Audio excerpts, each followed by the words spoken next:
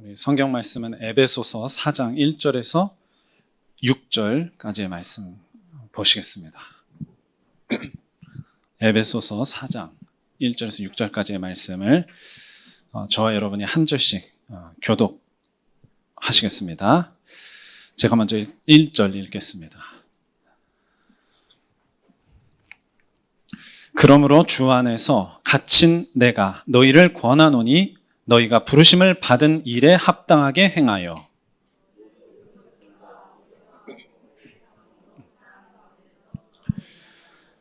평안에 매는 줄로 성령이 하나 되게 하신 것을 힘써 지키라.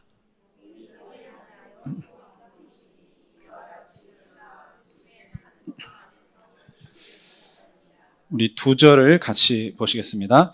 주도 한 분이시요 믿음도 하나요 세례도 하나요 하나님도 한 분이시니 곧 만유의 아버지시라. 만유 위에 계시고 만유를 통일하시고 만유 가운데 계시도다. 아멘. 네.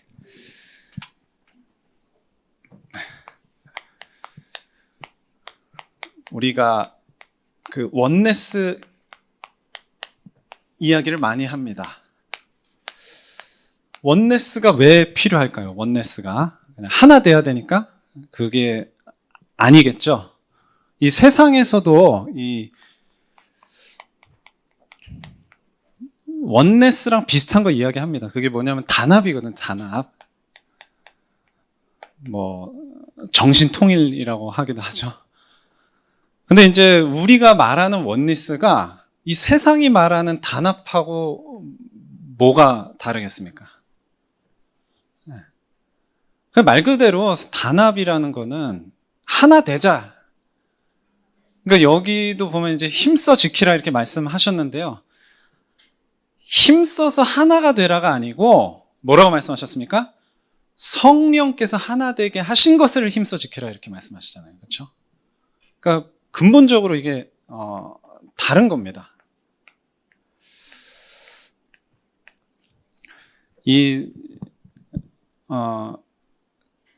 그런데 이제 우리가 세상에서 말하는 것들 중에서도요, 눈여겨볼 게 하나가 있어요. 그게 뭐냐면은 시스템이라는 거거든요. 이 원네스는 이 시스템이라는 개념하고 굉장히 관련이 높아요. 근데 시스템이라는 게 뭡니까? 이거는 우리말이라기보다 이제 한자 말로 쓰면은 체계라는 거거든요. 체계입니다, 체계. 그래서 지금 우리 역사 속에도 그렇고요. 지금 현대사회는 더 그런데요. 시스템으로 이루어져요. 그게 무슨 말이냐면, 한 개인이 그 월등한 능력을 가지고 이렇게 끌고 가는 경우가 많이 있습니다. 그게 역사 속에도 있었고, 지금도 우리 사회의 여러 어떤 분야라든지 어떤 회사들이라든지 교회도 마찬가지예요.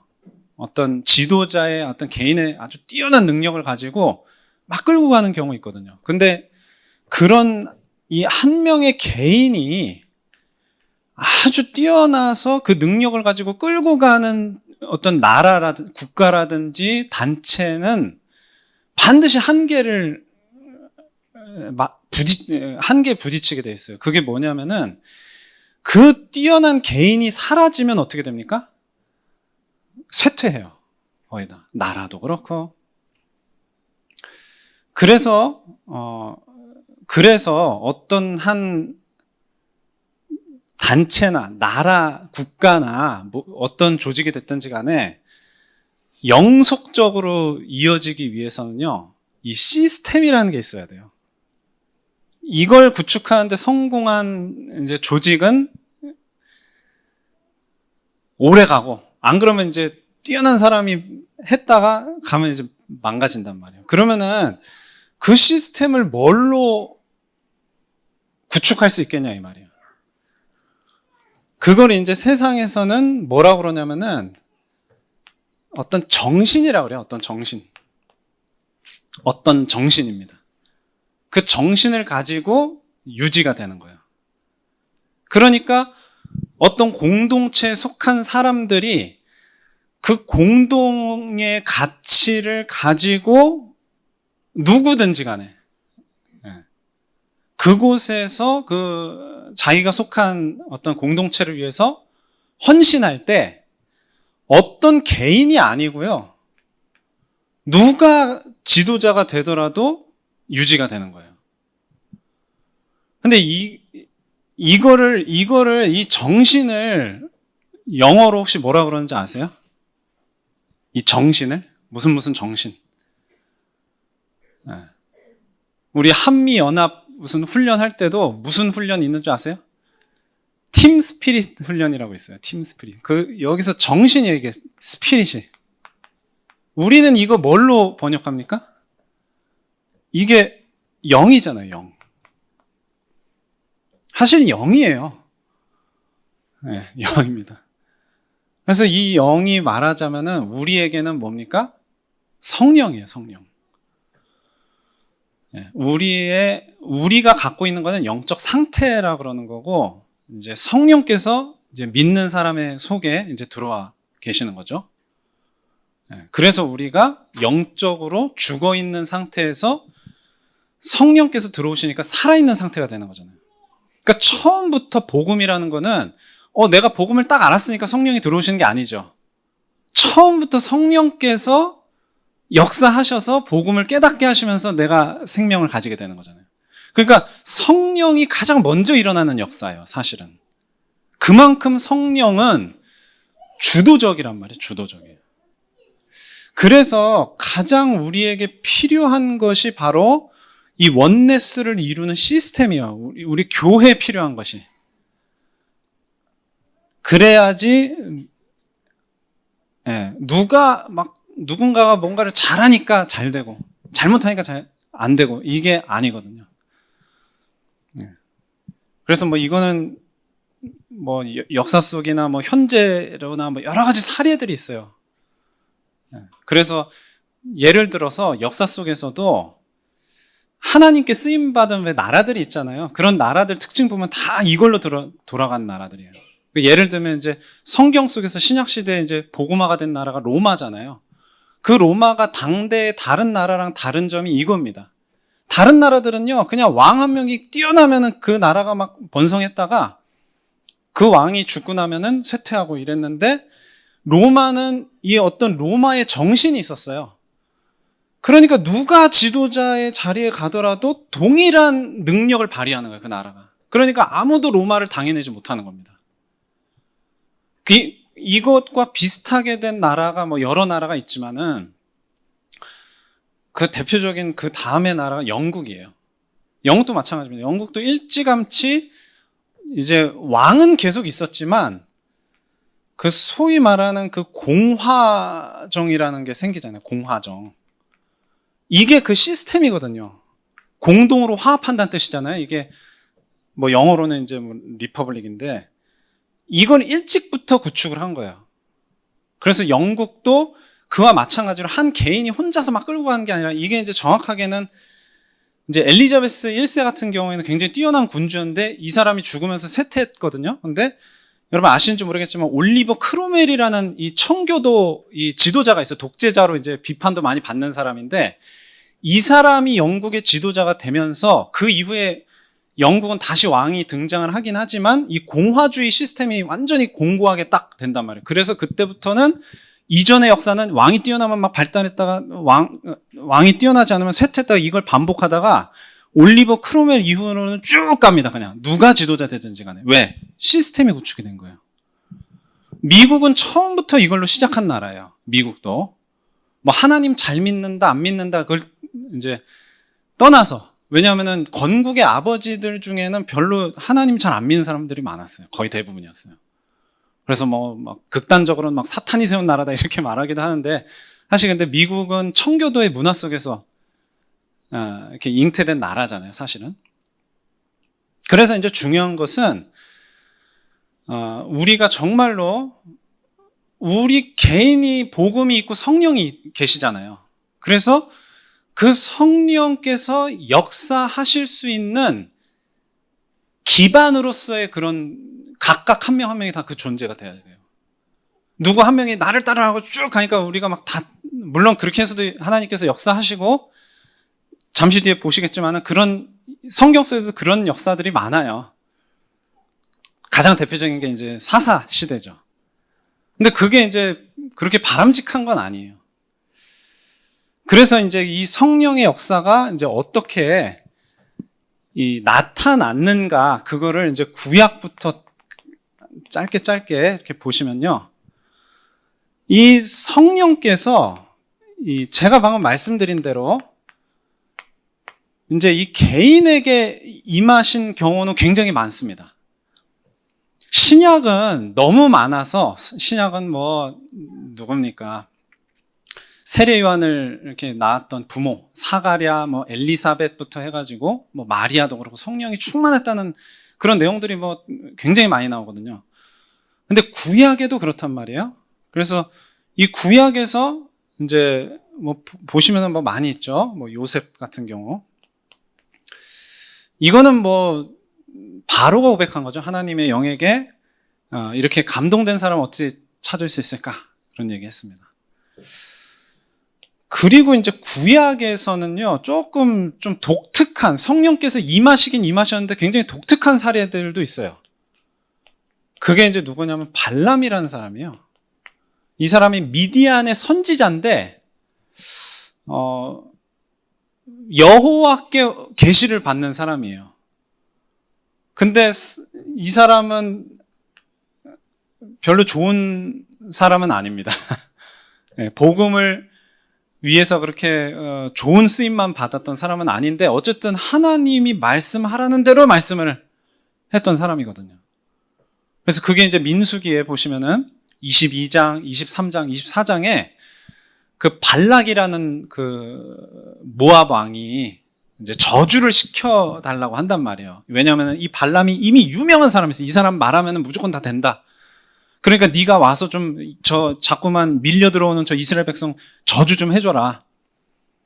근데 발람은 처음부터 여호와가 허락하지 않으면 내가 말을 안 됩니다. 말을 못합니다. 이렇게 얘기하거든요.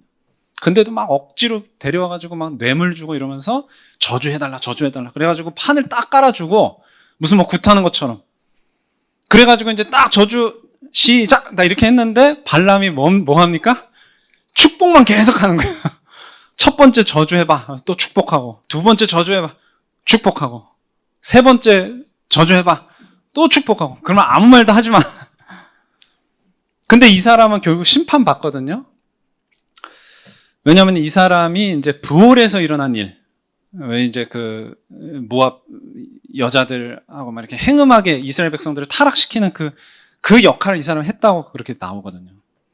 근데 이 사람은 어쨌든 그렇게 되는 사람이었어요. 그리고 또 이제 출애굽기에 보시면은 부살렐이라고 이 성막의 기구를 만든 사람이에요. 이 사람에게도 하나님의 영이 충만하게 임했다. 나옵니다. 출애굽기 31장 3절, 35장 31절에 이렇게 나옵니다. 충만하게 임했다 이렇게 나와요. 그래서 그 사람이 여러 가지 하나님께서 이제 지혜롭게 해주신 그런 어떤 재주들 이런 걸 가지고 이제 정교하게 일을 이제 잘했다 이렇게 나옵니다. 그리고 이제 제가 이제 말씀드렸던 이 사사 시대로 가면은 이제 뭐 운니엘이라든지 사사기 3장 10절 뭐 기드온이라든지 또 입다 뭐 이 히브리서 11장에도 다 언급되는 이름들이죠. 그리고 이제 좀 성령께서, 그러니까 하나님의 영이 이제 역사하셨다. 이게 조금 여러 차례에 걸쳐서 나오는 이제 사사가 삼손입니다. 그러니까 이 시대는요, 전적으로 이 개인에 의해서 끌어가지는 시대였어요. 이스라엘 백성들 중에 성령께서 이렇게 역사하시는 사람이 없는 거예요. 백성들 중에. 그러니까 우상숭배 그냥 빠져버리죠. 그래서 시대가 타락을 하니까 하나님께서 심판의 도구로서 이민족들을 들어서 이스라엘 백성 막 괴롭힙니다. 막 압제합니다. 수탈해 갑니다. 그때마다 이런 사사들 한 명씩 세우시면 그 사사가 나가서 다 쳐부수는 거예요. 그러면 또 이제 할렐루야 하고 이제 주권도 되찾고, 자기 뭐 이스라엘 백성들의 그 권리도 되찾고 하는데, 이 사람이 이제 간다, 떠나간다, 이제 죽는다. 또 타락해요. 또 압제를 당합니다. 또. 그 계속 반복되는, 그래서 여러분들 익숙한 단어 아닙니까? 사사기 사이클이라고. 계속 반복되는 거예요. 그런 이 개인, 뛰어난 개인, 뭐 뛰어나다는 표현 좀 그렇지만 성령께서 이제 역사하셔서 그렇게 된 건데, 어쨌든 성령께서 역사하시는 개인에 의해서 주도되던 시대예요. 그러니까 이런 거는 굉장히 한계가 많은 거죠. 그리고 또 임하셨다고 나오는 사람이 누굽니까? 사울 왕이에요. 우리가 이제 다윗은 뭐 사무엘이 기름 부었을 때 여호와의 영에게 크게 감동되니라 익숙하게 잘 아시지만, 사울 왕이 먼저 그랬어요. 사울 왕이. 사울 왕이. 그래서 사무엘상 10장 10절 뭐 하나님의 영이 사울에게 크게 임했다고 나옵니다. 크게. 그래서 그가 이제 예언을 했다 이렇게 나오고요. 또 11장 6절에도 보시면 하나님의 영이 하나님의 영에게 크게 감동되매. 네. 그러면서 막 이제 적을 막 무찌르고 그런 모습들이 나오거든요. 근데 이제 문제는 뭡니까?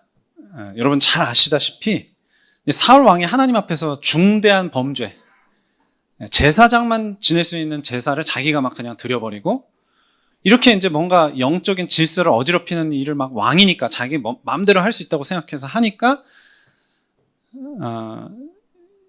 그 다윗이 사무엘에게 기름 부음 받아서 크게 감동되니라, 그게 어디입니까? 사무엘상 16장 13절이거든요. 근데 14절에 바로 나옵니다. 사울 왕에게 하나님의 영이 떠나고 여호와의 부리신 악신이 그때부터 이제 역사하기 시작했다 이렇게 나오거든요. 마치 이렇게 교차해서 보여주듯이. 그리고 이제 또 누굽니까? 다윗이죠. 다윗, 방금 말씀드린 대로 사무엘 기름 불병 기름을 머리에 부은 그때로부터 여호와의 영에게 크게 감동되니라. 다윗에게도 위기가 찾아와요. 언제 찾아옵니까? 바세바 사건. 그때 이제 다윗은 나단 선지자의 책망을 듣고 바로 무릎을 꿇잖아요. 그러면서 뭐라고 그러죠? 시편 51편 11절에 보시면, 나를 주 앞에서 쫓아내지 마시며 주의 성령을 내게서 거두지 마소서. 그래요. 이걸 알고 있었던 거예요. 아니, 누구보다도 잘 알잖아요. 사울 왕이 자기 죽이려고 쫓아다니면서 얼마나 여호와의 부리시는 악신이 사울에게 힘있게 내리매, 이런 구절이 나오거든요. 사무엘상 18장 10절에. 그때 이제 다윗이 수금 타고 있을 때 창을 2번이나 던지면서 내가 다윗을 벽에 박으리라 아예 생각을 하고, 그때 악신이 아주 힘있게 내렸다. 하나님의 영도 크게 임하시고 악신도 아주 크게. 그랬던 게 이제 사울입니다. 그러니까 그 선례를 본 다윗은 두려워한 거죠. 나도 사울왕처럼 되면 안 된다.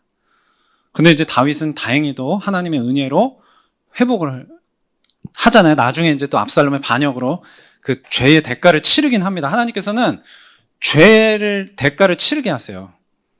그래서 인과응보를 오해하시면 안 됩니다. 인과응보는 율법이 아니에요. 인과응보가 하나님의 뜻이에요. 근데 이제 그거를 우리가 이제 잘못 생각하는 경우가 뭡니까? 인과응보를 구원하고 연결시키면 잘못되는 거예요. 구원하고는 상관없어요. 야곱이 형하고 아버지 뒤통수 쳤잖아요. 그래서 평생 뒤통수 맞잖아요. 라반한테 뒤통수 맞고, 10명의 아들들이 저 동생 팔아놓고 죽었다고 이렇게 속여가지고 뒤통수 맞고, 결정판은 누굽니까? 요셉한테 뒤통수 맞잖아요. 베냐민 데려오라 그래가지고 완전히 대못을 박잖아요. 나중에는 뭐 아이고 살아있었구나 하면서 다 씻겨 내려갔겠지만, 그게 이제 야곱이 치른 그 인과응보예요. 그러나 야곱에 대한 하나님의 계획은 다 성취된 거죠. 그러니까 그거를 생각하셔야 돼요. 여러분에게 하나님이 약속하신 그 언약적인 모든 그런 생명의 역사, 그건 다 이루어집니다. 근데 여러분들이 뭔가 거슬러서 행한 일은 하나님께서 대가 치르게 하세요. 그거는 구분해서 인식하셔야 됩니다. 그건 율법이 아닙니다. 자, 그런데 이제 중요한 거는, 그래서 이제 제가 이제 이걸 말씀드리는 거잖아요. 이제 이거는 이제 그렇다는 거고, 여러 사람에게 이제 동시에 이제 임하신 사례들이 있어요. 이게 이제 신약으로 오면은 뭐 여러분께서 익숙히 아시는 거지만 구약에도 그런 경우가 있습니다. 그게 언제냐면은 모세가 이스라엘 백성 이끌고 이제 광야에서 막 이제 방황할 때, 이제 다닐 때 이스라엘 백성들이 이제 고기 없다고 원망하잖아요. 고기 먹고 싶다. 그때 이제 모세가 막 하나님한테 애원합니다. 내가 이 백성들을 내가 다 낳았습니까? 어떻게 이 많은 백성들 고기를 어디서 갖다 먹입니까? 그래서 그때 하나님께서 내가 하루나 이틀이나 닷새나 열흘이나 20날 뿐만 아니라 한 달 동안 30일 동안 내가 완전히 막 물릴 때까지 먹게 하겠다 이런 말씀을 하시는데 그때 하나님께서 마치 뭘 끼워 넣듯이 말씀을 더 하세요. 그게 뭐냐면은 70장로를 세우라는 거예요. 70장로. 이 70장로 세워라. 그래서 뭐라고 그러시냐면은 짐을 너만 지지 않게 하겠다 이렇게 말씀하세요. 너만 지지 않게 하겠다. 그러면서 뭐라고 말씀하시냐면 너에게 임하는 그 영을 이 70장로에게도 임하게 하겠다 이렇게 말씀하세요. 그래서 이제 모세가 회막에 그 장로들을 전부 모읍니다. 그 말씀을 전달하기 위해서. 그러니까 그때 하나님의 영이 70장로들에게도 쫙 임해요. 그러면서 뭐랍니까? 예언을 막 하는 거예요. 예언을. 아까 사울 왕도 영이 임하니까 예언을 했다고 그랬죠? 예언을 합니다. 근데 이제 중요한 거는 이때는 이게 일회성이었어요. 일회성. 다시는 예언하지 않았다 이렇게 나와요. 근데 이제 그 중에서 조금 이제 눈여겨볼 부분이 70장로를 이제 세웠는데 그 중에서 기명된 자 중에 그러니까 이제 70장로로 이름을 올린 자 중에 2명 엘닷과 메닷이라는 사람이 진중에 있으면서 회막문 앞으로 안 나가요. 나가야 되는데 다. 근데 진중에 있었는데도 막 예언을 하는 거예요. 영이 막 임해가지고. 그러니까 그거를 누가 소년이 여호수아한테 알려주고 여호수아가 모세한테 뭐라 그럽니까? 저들을 말리소서. 저렇게 저 사람들까지 저렇게 막 예언하면 안 되지 않습니까? 이 말이에요. 근데 모세가 거기에 뭐라 그럽니까? 네가 나를 두고 시기하니? 이래요. 나는 있잖아. 하나님께서 하나님의 영을 모든 백성들에게 다 부어주시기를 원해. 그들도 나처럼 다 선지자 됐으면 좋겠어. 이렇게 얘기해요. 이게 모세의 중심입니다. 그러니까 보통 지도자들은 자기의 지도자 자리가 위협을 받으면 막 엄청 막 경계하고, 그러니까 여호수아도 그 걱정을 해준 거거든요. 근데 네가 왜 그 걱정을 해? 이러는 거예요. 나는 백성들을 하나님께서 다 나 같은 선지자 되게 하셨으면 좋겠어. 여러분, 그게 진정한 시스템입니다. 모세는 이걸 원했던 거예요. 그렇게 안 됐지만. 네. 세계 교회, 성경과 교회사 쪽에서 가장 압도적인 인물이거든요, 모세는. 하나님께 쓰임받은 걸로. 근데 그 모세는 역설적이게도 이걸 원했던 사람이에요. 모두에게 영이 임해서 내가 혼자 힘들어서 그랬는지도 모르지만 모세에게는 부귀영화가 없었잖아요. 그냥 광야에서 같이 돌아다니면서 고생했지. 그래서인지는 모르겠으나 그렇습니다. 그래서 그렇게 예언하고 다시 진중으로 돌아왔다.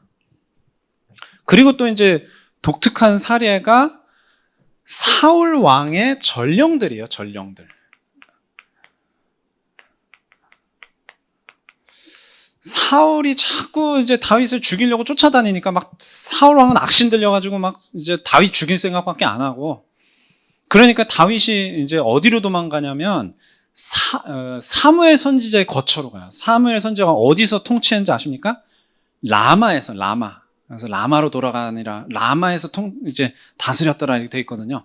그 라마라는 곳으로 이제 다윗이 도망을 간단 말이에요. 그러니까 이제 사울은 다윗 죽이는데 눈이 멀어가지고 거기까지 쫓아갑니다. 쫓아가는데 전령들을 먼저 보내요. 죽이라고. 먼저는 이제 예루살렘에 있던 다윗의 침소에 먼저 보냈죠. 근데 미갈이 이제 막 숨겨놓고 자기 남편이니까 그래서 이제 도망치게 하잖아요. 그래서 그 전령들을 이제 보냈는데 거기에 이제 사무엘 선지자하고 그 수하의 선지자들이 딱 버티고 있는 거예요. 근데 그 전령들이 사무엘 선지자를 보는 순간에 이제 하나님의 영이 임해서 막 예언을 하기 시작합니다. 그걸 또 이제 사울한테 전해줬겠죠. 그러니까 사울 왕이 두 번째 전령들을 또 보내요.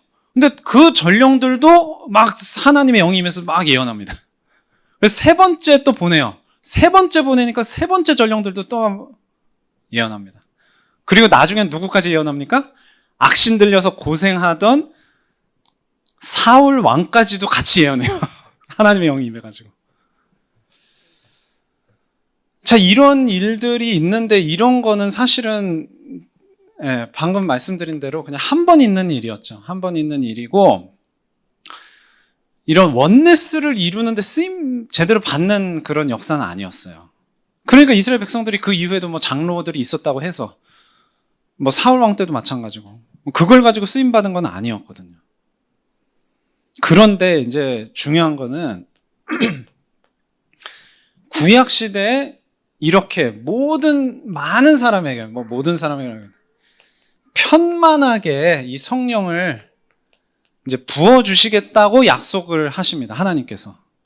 그게 어디에 나오죠? 그게 요엘서예요. 요엘서 2장 28절에 30절에 내가 내 영을 만민에게 부어줄 것이다. 이게 사실 어마어마한 사실 말씀이거든요. 그래서 상상하기 어려운 말씀이거든요. 자녀들이 장래일을 말하고 늙은이는 꿈을 꾸고 젊은이는 이상을 볼 것이며 또 내 영을 남종과 여종에게 부어줄 것이라 말씀하십니다. 그러고서 구약은 이렇게 막을 내리잖아요. 결국에는 뭐 이 역사가 일어나진 않았죠. 그리고 이제 신약으로 넘어온 거예요.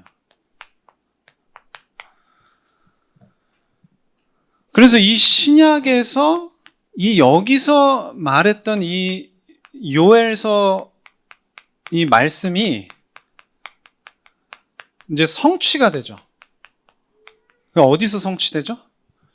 그게 바로 이제 베드로가 이제 이스라엘 예루살렘 모인 사람들한테 설교를 했던 이제 오순절 마가다락방 성령 강림의 역사입니다. 그래서 그거를 이제 베드로가 아예 설교를 하잖아요. 이 사도행전 2장에. 그래서 16절부터 19절에 그대로 인용을 하죠. 이거 지금 선지자 요엘을 통해서 말씀하신 거다. 그래서 말세 내가 내 영을 모든 육체에 부어주리니 너희의 자녀들은 예언할 것이요 쭉 말씀한단 말이에요. 그게 이제 이때 일어난 겁니다. 그래서 이때부터가 이제 본격적인 성령께서 동시에 이제 이때처럼 동시에 이제 역사하시면서 비로소 이제 시스템을 만들어가는 그런 시대가 온 거예요. 이제 한 개인에 의해서, 특정한 개인에 의해서만 주도돼가지고 그 개인이 사라지면 또 무너지고 이게 아니라. 그래서 이제 뭐 똑같이 사도행전 이제 전부 베드로의 설교입니다. 설교 내용인데 쭉 설명하면서 이스라엘 백성 역사도 설명하고 쭉 설명하면서 예수님께서 왜 죽으셨고 또 죽으신 예수님을 하나님이 살리시고 그러면서 뭐라고 그럽니까? 하나님이 오른손으로 예수를 높이심에 그가 약속하신 성령을 아버지께 받아서 너희가 보고 듣는 이것을 부어주셨느니라. 이걸 위해서. 그러니까 이 말씀 듣던 사람들이 물어보잖아요. 우리가 이제는 어찌할꼬 물어봐요. 그러니까 베드로가 뭐라고 대답합니까? 너희가 회개하여 각각 예수 그리스도의 이름으로 세례를 받고 죄사함을 받으라. 그리하면 성령의 선물을 받으리라. 성령 받을 거야. 베드로가 한 중요한 메시지입니다, 이게. 그래서 약속은 너희와 너희 자녀와 모든 먼데 사람, 곧 주 우리 하나님이 얼마든지 부르시는 자들에게 하신 것이다. 누구에게든지 이렇게 주실 수 있는 거다. 그게 오늘날 우리에게 우리 주변을 통해서 전 세계에 일어나야 할 줄로 믿습니다. 그게 세계복음화입니다. 그래서 이 사도행전에 이 사도행전 2장을 이제 시작으로 이 사도행전에 나타난 이제 성령 임하신 역사들, 이제 이걸 우리가 잠깐씩 보시면요. 이제 이때 사도행전 2장에 이제 이렇게 역사가 일어났고, 그리고 이제 성전 미문의 안진뱅이 사건으로 인해서 이제 사도행전 4장이죠. 3장과 4장이죠. 근데 이제 4장에 이제 법정으로 끌려가잖아요. 거기서 이제 다른 이로서는 구원을 받을 수 없나니 천하 사람 중에 구원받을 만한 다른 이름을 우리에게 주신 일이 없음이라 선포하잖아요. 그리고 이제 풀려나가지고 기도하잖아요. 기도한단 말이에요. 기도하면서 이제 기도를 마치니까 그때 어떻게 됩니까? 모인 곳이 진동하더니 그들이 다 성령의 충만함을 받아 또 뭐 했다고 나옵니까? 담대히 하나님의 말씀을 전하니라. 그러니까 성령 임하니까 막 예언을 한다고 하는 게 하나님 말씀 전한 거예요, 사실은. 그리고 또 이제 어디에서 임합니까? 이게 이제 1번이면 이제 사마리아죠, 사마리아. 이 사도행전 8장에 보시면 빌립 집사님이 먼저 가가지고 이제 복음을 전하면서 막 치유 역사 많이 일으키고 막 그렇게 해요. 그래서 이제 이 역사 일어났다는 사실을 예루살렘 교회가 보고를 받고 누구를 보내죠? 베드로랑 요한을 보냅니다. 그래서 이제 그들에게 성령 받기를 기도했다 이렇게 되어 있어요. 15절에, 8장 15절에. 그 이유가 16절에 뭐라고 나오냐? 아직 한 사람에게도 성령 내리신 일이 없고 오직 주 예수의 이름으로 세례만 받을 뿐이더라. 그러니까 빌립 집사님이 그렇게 복음 전하면서 역사를 많이 일으켰지만 성령 받은 사람이 한 명도 없었다. 근데 사도 베드로가 가니까 이제 비로소 그들에게 안수를 하니까 성령을 받았다 이렇게 나옵니다. 그리고 이제 또 계속 이제 베드로의 행보인데요. 고넬료 집에 갔을 때도 이제 베드로가 이제 복음을 쭉 전하고 나서 이 말을 할 때에 베드로가 이제 쭉 말씀 전하고 나서 모든 사람에게, 말씀 듣는 모든 사람에게 성령이 내려오시니 베드로와 함께 온 할례 받은 신자들이, 그러니까 베드로랑 같이 간 사역자들이 있잖아요. 이방인들한테 성령 부어주시는 걸 보고 놀랍니다. 그러니까 이제 이게 그들의 이제 선민 사상이죠. 이방인한테는 성령 안 오실 줄 알았는데 이렇게 생각하고 있었던 거예요. 근데 이미 여기서 뭐라고 하셨습니까? 천하 만민에게 부어주시겠다고 했잖아요. 그만큼 이제 말씀이 고지고대로 이해가 안 되는 겁니다. 그리고 이제 바울이죠. 에베소. 이 에베소의 제자들이라고 그래, 제자들. 이들은 이 사마리아보다 더 하죠. 왜냐, 사마리아는 그래도 예수의 이름으로 세례를 받아 이렇게 나오는데, 에베소에 있었던 제자들은 요한의 세례만 알 따름이더라. 이렇게 돼 있거든요. 그런데 이제 이들에게도 이제 복음을 전하니까 성령 받았냐 물어보거든요. 무슨 세례를 받았느냐? 그래서 그들이 듣고 예수의 이름으로 세례를 받으니 바울이 그들에게 안수함에 성령이 그들에게 임하심으로 방언도 하고 예언도 하니. 그래서 모두 12사람쯤 되니라. 12명 정도가 이제 이렇게 성령을 받은 겁니다. 자, 그래서 이제 이 성령께서 이제 하시는 일은 뭐냐? 이렇게 임하셔서, 자, 예수님의 그러니까 세례 요한이 예수님의 사역에 대해서 이제 말씀을 하거든요. 마태복음 3장 11절에 보시면, 자, 나는 너희로 회개하게 하기 위하여 물로 세례를 베풀거니와 내 뒤에 오시는 이는 나보다 능력이 많으시니 나는 그의 신을 들기도 감당하지 못하겠노라. 그는 성령과 불로 너희에게 세례를 베푸실 것이다. 그러니까 예수님이 하신 사역을 뭘로 소개를 하는 거예요? 성령과 불로 세례를 베푸시는 분이다. 그러니까 거기에는 이제 예수님이 이루시는 복음이 다 포함되어 있는 거죠. 이 복음을 빼고는 성령을 말할 수 없는 겁니다. 물론 이제 세례 요한도 얼마나 이해했는지는 이제 조금 그렇죠. 예수님 옥에 있을 때 예수님에게 사람을 보내서 당신이 그입니까? 아니면 다른 사람 기다려야 됩니까? 물어본단 말이에요. 그래서 세례 요한이 왜 이렇게 나중에 헷갈리는 사람이 됐을까? 자기가 세례도 드려놓고. 그러니까 뭡니까? 성령의 역사가 그만큼 이제 성령의 인도죠. 이 성령의 인도, 마가복음 13장 11절에 보시면 핍박받을 때 무슨 말 할까 염려하지 마라. 너희에게 주시는 그 말을 해라. 말하는 이는 너희가 아니요 누구라 그럽니까? 성령께서 말하신다 그러는. 이게 인도받는 거란 말이에요. 그러니까 이제 예수님께서 이거는 본격적으로 성령에 대해서 말씀하시기 전에 전도를 보내실 때 이렇게 말씀을 하신 건데, 요한복음 여러분께서 잘 아시는 성경 구절이죠. 또 다른 부에서 너에게, 그래서 영원히 함께 있게 할 것인데 그는 진리의 영이다. 그러면서 이미 16절에 말했죠. 영원토록. 그러니까 떠나지 않는 영원한 내주가 언제부터 되는 겁니까? 이때부터요. 이때 약속된 성령이 오신 이때로부터 성령께서는 더 이상 떠나지 않으시고, 누구처럼요? 사울왕처럼. 다윗이 두려워했던 것처럼. 다윗에게서는 안 떠나셨지만 이때부터는 성령께서 영원토록 이제 내주를 하신단 말이에요.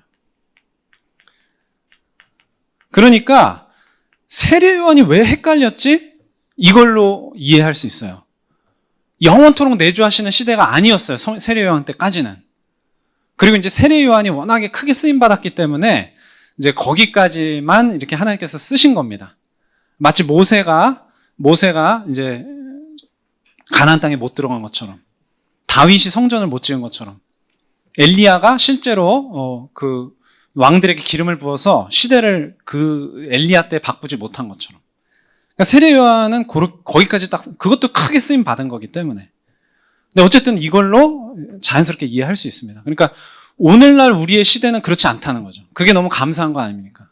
성령께서 계속 복음으로 말씀으로 역사하시기 때문에 우리는 안전한 겁니다. 영적으로 안전한 겁니다. 그래서 뭐 계속 이제 같은 이 요한복음 여기서 말씀을 하시죠. 지금은 내가 너희와 함께 있지만, 그래서 이 말을 하지만, 그 다음에는 어떻게 된다는 겁니까? 내가 이제 가고 나서는 보혜사 성령, 그분이 너희에게 모든 것을 가르칠 것이다. 그리고 내가 너희에게 말한 모든 것 생각나게 하실 거야. 그러니까 무슨 말입니까? 예수님께서 가르치시던 것을 그대로 성령께서 대신해서 해주실 거야. 그러니까 안심해, 이 말씀이거든요. 그러니까 예수님을 실제로 한번 상상해보세요. 예수님을 정말 육신으로 만나서 계속 동고동락하면서 그렇게 기적의 역사도 보고 그 바리새인과 서기관들, 율법교사들을 압도하는 그 가르침을 현장에서 받았던 그 엄청난 은혜의 감동이 있었던 그 제자들이 예수님 가신다 그러니까 자꾸 얼마나 그러니까 거기다 대고 예수님께서 하신 말씀이 성령께서 모든 걸 가르치실 거예요. 이제는 그겁니다. 그 성령께서 지금 우리를 가르치시는 줄 믿습니다. 예수님께서 살아서 제자들을 대면하셨던 그때와 마찬가지로 그런 성령을 저와 여러분이 체험해야 되는 거예요. 그래서 우리가 계속 복음 뿌리 내려야 되는 겁니다. 그래서 이제 요한복음 16장 13절에 진리의 성령이 오시면 모든 너희를 진리 가운데로 인도하실 것이다. 모든 진리 가운데. 그러니까 이 말은 무슨 말입니까? 공백이 없는 거예요. 사실은 예외가 없는 거예요. 그러니까 이 말씀을 통해서 우리가 아직은 조금 거리감이 있구나, 이거를 좀. 왜냐? 이 진리가 적용 안 되는 우리 삶의 영역들이 아직 너무 많은 거예요. 모든 진리 가운데를 인도하신다고 그랬는데, 우리가 하는 모든 생각, 판단, 선택, 우리의 모든 삶, 현장에서의 우리의 모든 발걸음, 그것이 성령의 인도를 따라서 다 이제 말하자면 100%가 돼야 되는데, 그걸 향해서 우리가 이제 가야 되는 거죠. 그걸 향해서 지금 우리 이미 가고 있는 줄 믿습니다. 네, 지금 그렇게 못할지라도. 자, 그래서 이제 우리가 오늘 읽었던 성경 본문입니다. 성령께서 하나 되게 하시는 것을 이제 힘써 지키라. 그래서 우리가 정말로 복음을 깨닫고 믿고 방금 말씀드린 대로 모든 진리로 인도하시는 그 인도를 우리가 받게 될 때 이 원네스는 진정으로 되는 거예요. 하나됨, 원네스. 세상이 말하는 단합 아니라고 했습니다. 단합을 하려고 노력하는 게 아니에요. 성령이 같은 복음을 가지고 같은 말씀을 가지고 모든 믿는 사람에게 역사하시기 때문에 오히려 반대입니다. 무슨 말입니까? 나와 다른 사람이, 너와 내가 생각이 달라요. 너와 내가 여러 가지 스타일도 달라요. 좋아하는 것도 달라요. 선호하는 것도 달라요. 근데 하나의 복음, 하나의 말씀, 하나의 그 복음과 말씀으로 역사하시는 하나의 성령으로 인도를 받으니까 다른 게 문제가 안 되는 거예요. 그게 원네스입니다. 우리 하나 되자가 아니에요.